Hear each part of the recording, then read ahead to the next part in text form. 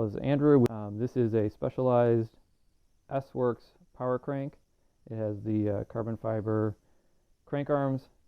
These are 175 crank arms, and I'm running a 50-34 chainring on it. This is a bit different from the previous crank that I had on this bike. If you've seen some of the other videos, this crank will look familiar. This is a Shimano Dura-Ace crankset with Pioneer power meter, and wanted to talk about the pluses and minuses of this crank versus that crank, and then in a bit we'll break down the power stuff. So the main reason why I decided to change this crank for this crank is weight. This system, the S-Works cranks plus the bottom bracket versus the Dura-Ace crank plus the bottom bracket, is 158.4 grams lighter. And I mean, I didn't know exactly how much it would be, but I knew it would be a lot lighter total system weight. The crank here plus the chain rings is 598.8 grams, and the bottom bracket assembly is 55. Of that, 134.8 grams is the 50-34 chain ring that's on there. And these are 175 millimeters. Don't remember if I said that or not. So it's going to be, it'll be lighter if you have a 172.5, which is I think a more common size. And then the second reason is that Pioneer and Wahoo are incredibly difficult to work with around the pedal monitoring metrics. That was a big reason why I wanted to get the Pioneer power meter versus other power meters, was that it provides this extra bit of data that other vendors they don't provide that. I did a video on the pedal monitoring thing, so you can kind of see how that works. But there's no way to view that data offline in a comparative way against like elevation or heart rate or any of these other bits of data. If you use a Wahoo computer, and Wahoo, it took a lot of work just to get them to confirm that they're actually writing the data to the fit file, but then they wouldn't provide any documentation around how to extract my data from the fit file so that I could do something useful with it. And Pioneer doesn't support Wahoo's fit files on the website that they have for that kind of thing. It's possible that if I were to use a Pioneer Cyclo computer with it, I could use their website to analyze that kind of data, but I'm not going to buy another computer that doesn't do some other things that I want it to do. And I contacted both of them, and they were both incredibly unhelpful. So I haven't actually been using that for quite a while now. And it's disappointing. It's really disappointing because it's one of the major value adds of the Pioneer system, and then for them to just kind of not make that easy for people to use is, frankly, it's kind of ridiculous. So it was easy to give that up because I wasn't using it.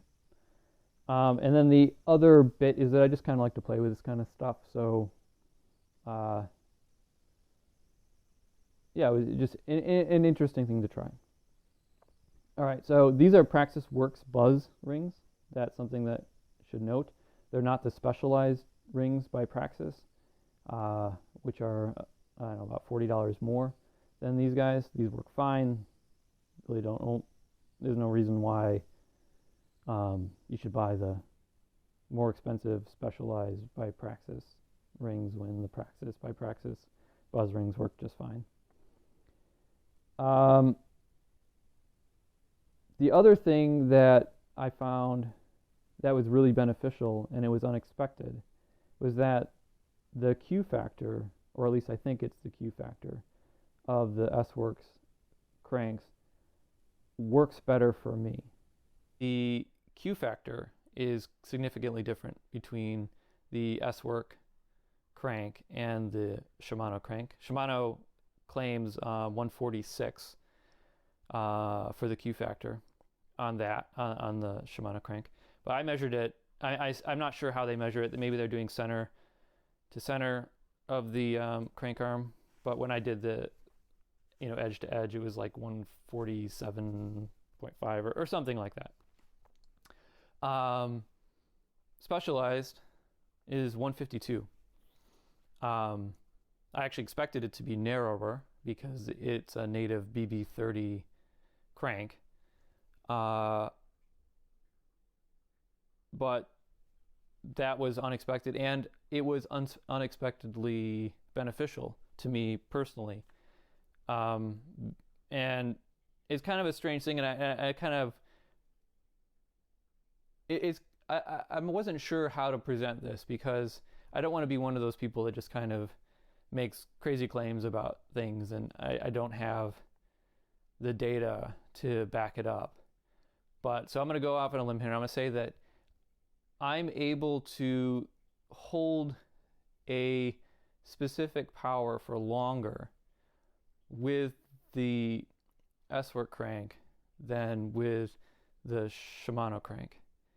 And I've collected a whole bunch of rides where this thing, and I noticed it immediately, and I wasn't sure if it was placebo or I thought it was just like some crazy thing, but what has happened is that the average power for my rides, like I do a set ride a few times a week, primarily for this kind of thing, just to have a control, a straight up and back. And the average power for the ride went up immediately. The average speed, which if it was just power, I would say that the power meter is probably just reading different than this power meter. But the average speed went up as well. And it has been consistent. Ride after ride after ride, every single one that I've done since installing the S-Works crank, the average power is higher than the Durace, and the average speed is higher for the same up and back route, and not in an insignificant way either. And it's not. I don't think it's like like that my FTP has gone up, because that would be crazy. I think it's more that it just, for those solid state or steady state efforts, I just can hold that number, whatever that number is, for longer before I have to back off. And it's been really interesting and really nice. And I mean, I'm not sure if it's just the Q factor, but that's really the only thing I can think of is that it is the Q factor. And of course, this is going to be a personal thing. So based on the way that your body's geometry works and sets up and all that other stuff. So it worked for me. It may not work for you, but it is a nice thing that I have enjoyed from after changing it. There's one thing that really annoys me about this crank, and that is the mechanism that you use to keep it from going back and forth. In the bottom bracket, there's some rings on the non-drive side, and I'll put a photo up over there somewhere. And they use these tiny 1.5 millimeter, like 3 of these 1.5 millimeter hex bolts to kind of push the inner ring against the crank to keep it from slopping side to side. And those come loose, or at least they have come loose. And because they're 1.5 millimeters, they're so easy to round off. And I'm 100% confident that I will need to replace those bolts, because I'm gonna round them off, because they're just so tiny and so soft, and I have to tighten them, or I have had to tighten them like 3 times. It hasn't moved since the last time when I really cranked them down, but I'm pretty confident that's going to be a problem long term. One other thing that was kind of inconvenient, I guess is probably the best way to say that, is that this is Shimano Di2 derailleur. It works, and shifting's fine, but it was more complicated to set it up with the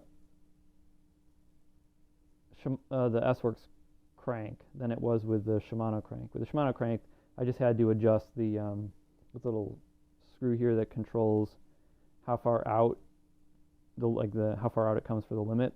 You have to do that with these as well, but then I had to do quite a bit of the tuning in the eTube app to get to work it where this sits back and forth so that it's just perfect and it doesn't rub and it shifts right and doesn't drop the chain, that kind of stuff.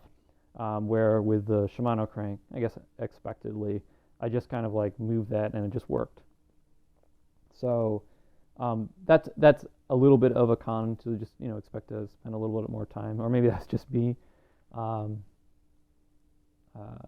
When I set it up, just had took a bit more time to set the mech up versus when I set the mech up for the Shimano crank. Otherwise, shifting performance, I've heard that Praxis rings aren't as good as Shimano. I've also heard the opposite. I think they're about the same, but it's pretty flat here, so I don't do much shifting back and forth. But when I do shift back and forth, it shifts back and forth. Not much issue there. So the next thing I'm going to do, I'm going to do some power comparison, and we can see how the power on here compares against the kicker, and then just some comments around some power stuff that I've captured on some outdoor free rides.